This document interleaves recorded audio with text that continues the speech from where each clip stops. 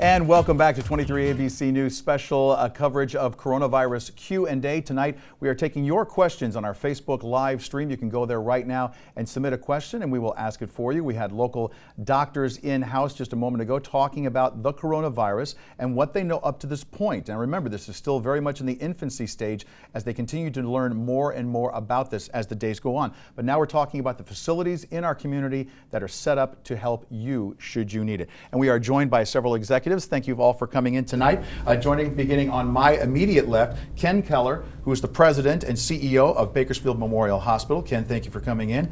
Next to Ken, Amandeep Basra, CEO of Good Samaritan Hospital. Thank you for coming.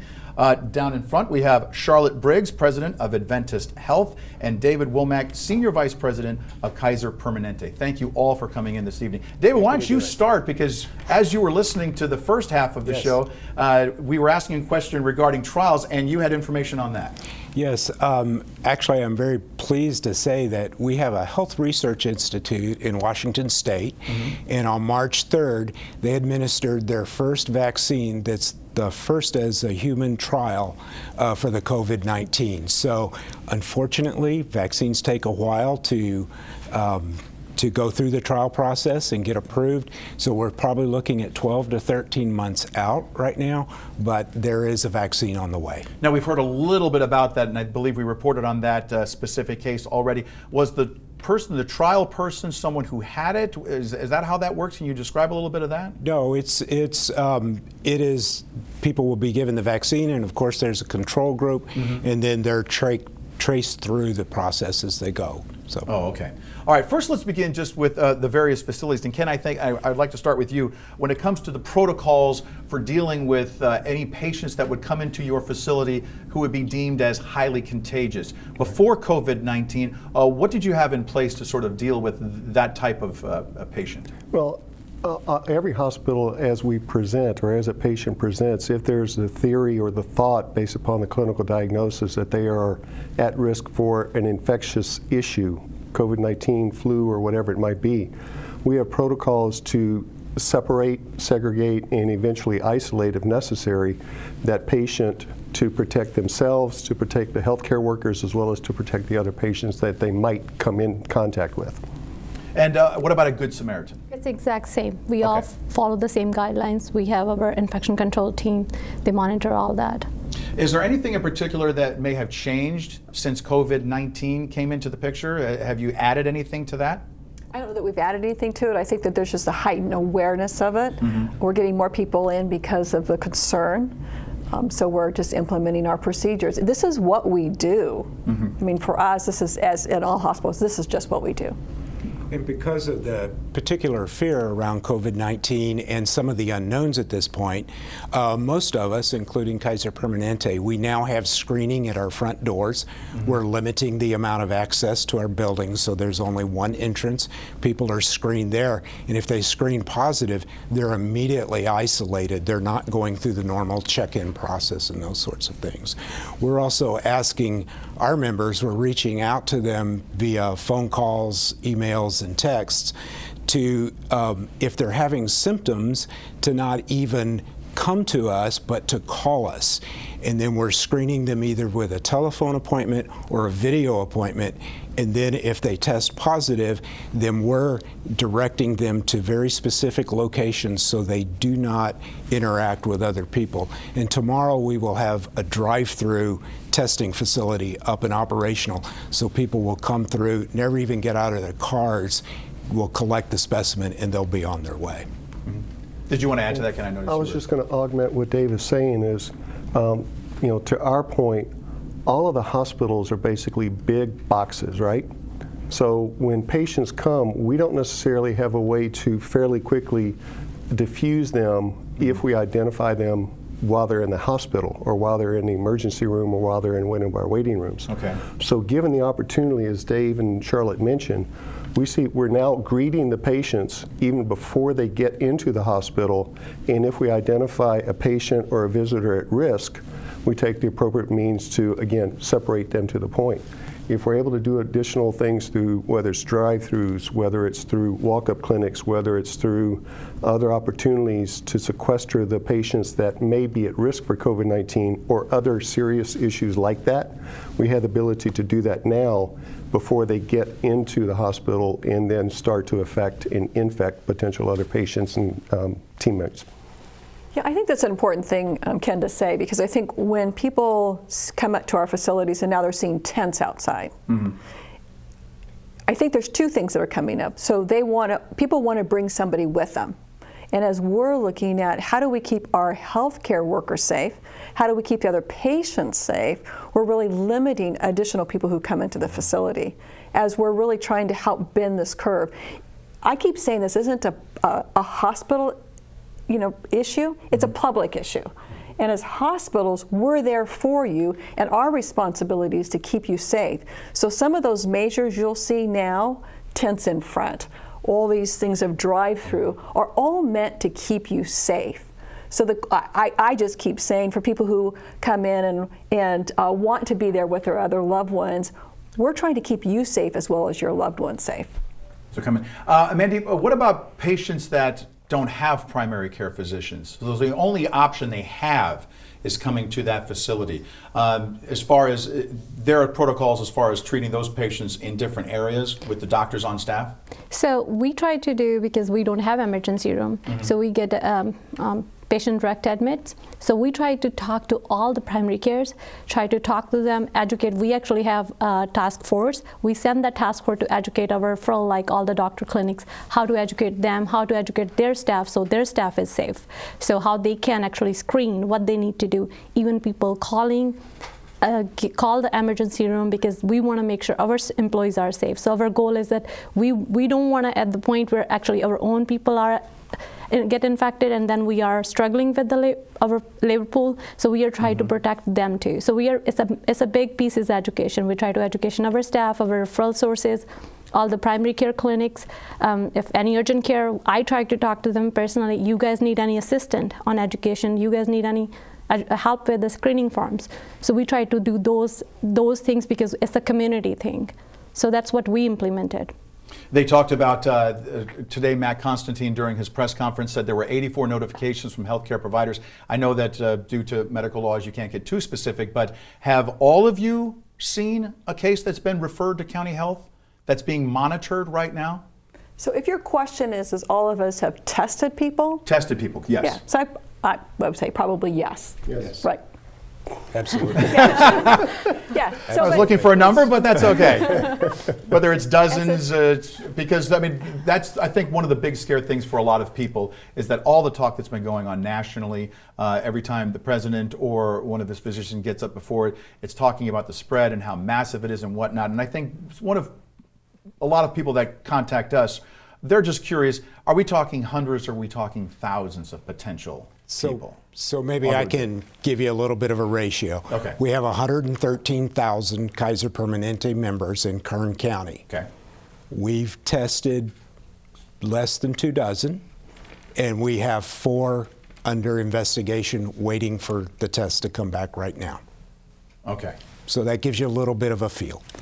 Well, and I keep coming back to, when you're listening to the experts and, the statistics and the information, take the messages that they're giving you as well. And that comes back down to use some common sense on the information that's being presented.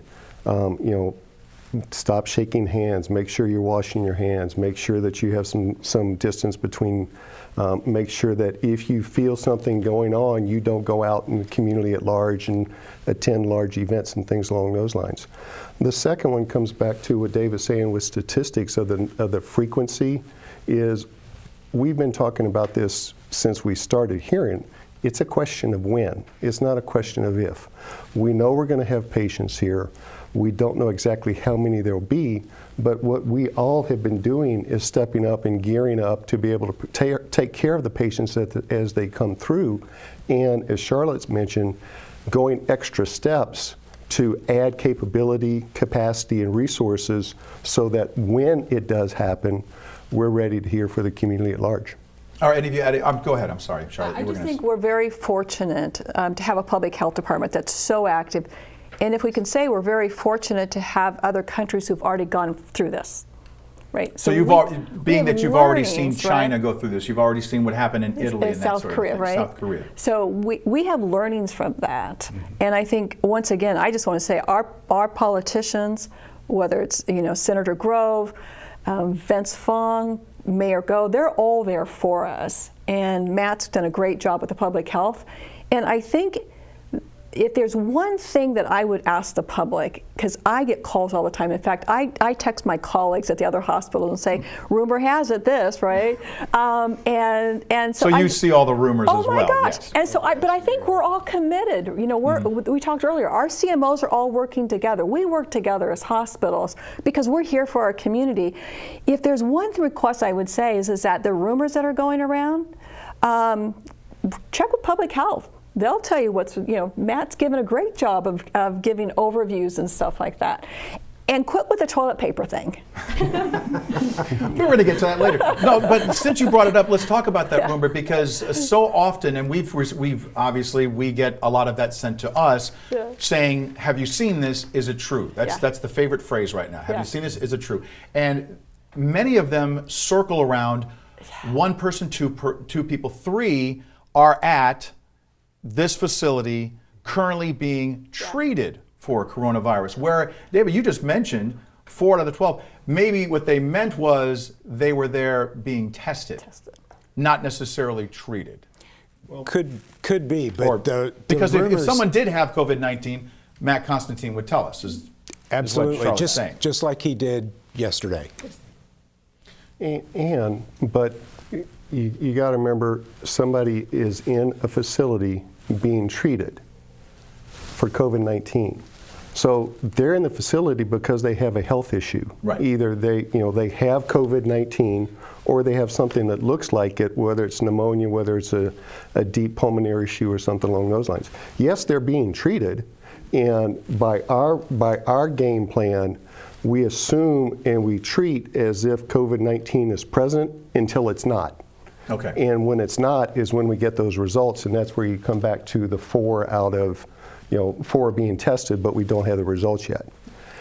And so from a I'll say a care provision standpoint, that's what our physicians, that's what our care providers have to do. Amanda?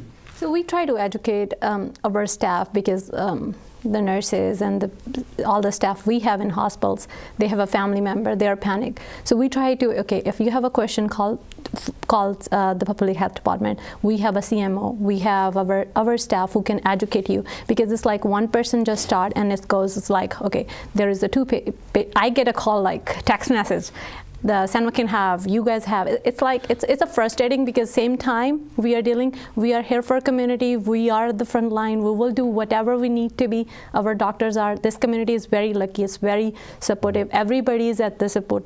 Mayor, we get to support what we need. But it's a time when people get panicked. It's like everybody's responsibility to educate your family.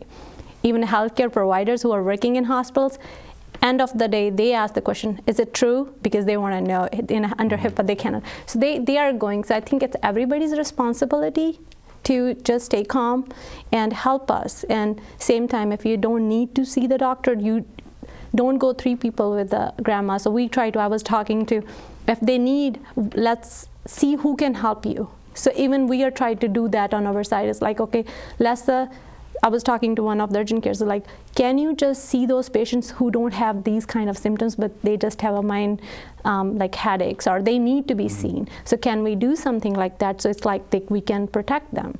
So I think it's everybody's responsibility. All of us need together. We need a community to support us. And you obviously all understand the fear going around with all the unknowns regarding our community. Let me ask you this, as far as the city and county's response locally, just dealing with this locally, and I'm going to have each one of you, David, you can start. What's the response been like, and how do you rate it to this point? So I would rate the County Public Health Department 10 out of 10. I mean, they are on top of it. They're communicating well. They're supporting those of us assessing the patients out in the field. Absolutely no complaints. Great job. Charlotte, does more need to be done by the city or anyone as far as, I mean, different areas of the state? They're sheltering in place, 7 million people up north in the San Francisco area. Yeah, so I think that that's really where our city has come together and said there's some closures that need to happen. Our governor has said that these are some closures that need to happen. And I think that that's important because really, as we're really trying to do is bend that curve. Right, so the slower we can roll this out, and it may continue rolling out for people, but the slower we can do it, the less impact it's going to have on our community, which I think is extremely important. I think we have really good support from Department of Public Health. So they are very supportive, and even the city, and even our whole team, all the hospitals working together very well. Ken, any further steps that you see coming down the road here? Oh, there's always going to be more steps because we'll know more tomorrow than what we know today. And we'll react to it, we'll adapt and make sure that we're there to take care of what we need to do for our patients and for the community. But to your point and to your question, I'll come back to 3 things that these guys, the county, the city, the state as well, communication. There's been a tremendous amount of information coming to us that we're able to diffuse to our staff, to our teammates, and to the community at large. Second is the offers of support. What do you need? What can we do for you? What can I do to help? And then third is that the support from the other side. We're here for you. We're praying for you. We're here if you need us. And so those things help us out as we do what we do, and that's what our teammates do. All right, very good. We're going to take a quick break right now and come back with some final thoughts. You are watching 23 ABC News special coverage, the coronavirus Q&A. We'll be right back.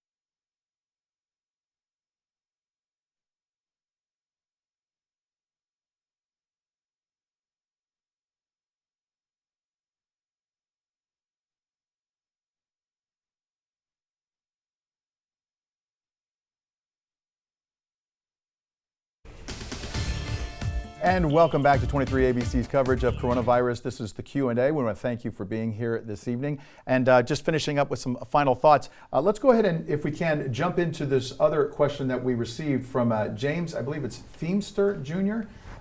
He had asked, and obviously population aside, Wondering if Bakersfield's going the way of San Francisco as far as lockdown and the severity of things that are going on up there that they're having to deal with right now. The 7 million people ordered to shelter in place, Ken? Well, those orders would come from the county government. And if they deem so, we'll be ready to support and be there as needed.